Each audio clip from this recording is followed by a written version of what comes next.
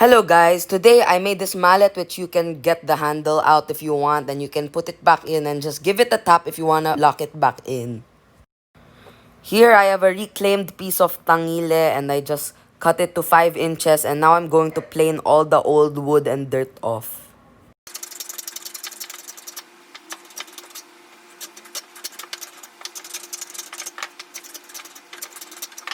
First, for the layout, I mark a line at half, so that's 2.5 inches. Next, I'm going to carry the line across it. Next, with that, I'm going to lay out a mortise and make sure it's even on both sides. And for the thickness of the wood, just make it about 3/4 of an inch to an inch, because if it's thinner than that, it will be too weak and it might just break. Since this is a thick piece of wood, it would be hard to just use a chisel. So I'm going to bore 2 holes first and we will chisel a mortise out of that.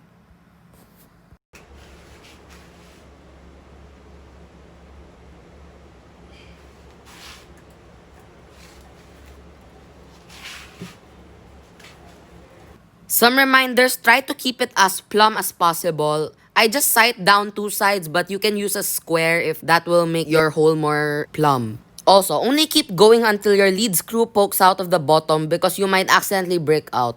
Next, just flip it over and then get your bit and then bore a hole from there so that it won't break out on any sides. And with that, you get a cleaner hole. But of course, if you use the actual auger bit and not these ship augers, it will be a lot cleaner. But you still need to do the 2 sides method.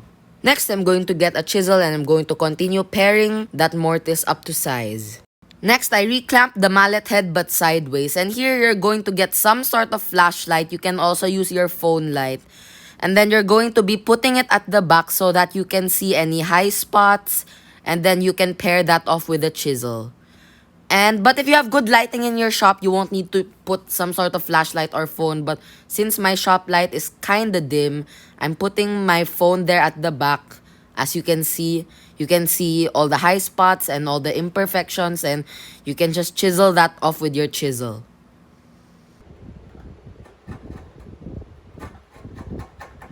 Now let's make the handle first. I just got a 2x2 and since it is too thick, I'm just planing it thinner.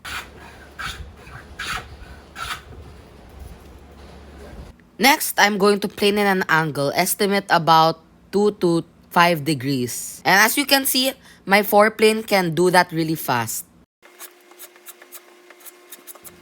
Also, make sure to do it to the other side, and I'm just going to flip it around and do the same thing.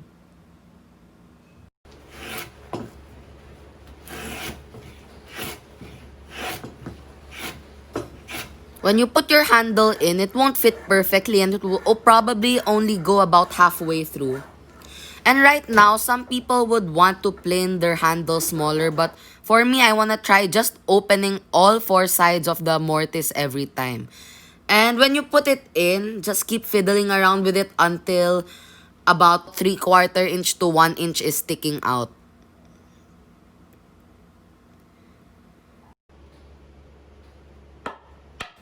So right here, my handle fits pretty well. Just put it inside and then just give it a bang on the table and it will tighten itself in. Then, to remove it, just give it wax on the bottom and it should pop right back out.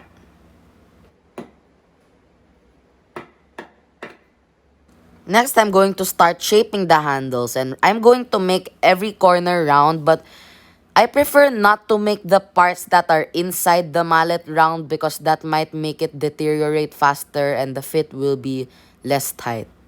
Just go by feel and try to find what's comfortable for you because it will be you that will be using this mallet. Next, I'm going to give it a coat of beeswax just for it to look better. So here I am making another mallet and I am using this mallet and it is working pretty good and it is delivering a lot of force to the chisel. So this bigger mallet, I'm making this and it will be our next video. So I hope you enjoyed this video guys and I hope you find it useful. I hope you like this video and I hope you subscribe if you like our content. That would be it for today guys. Bye!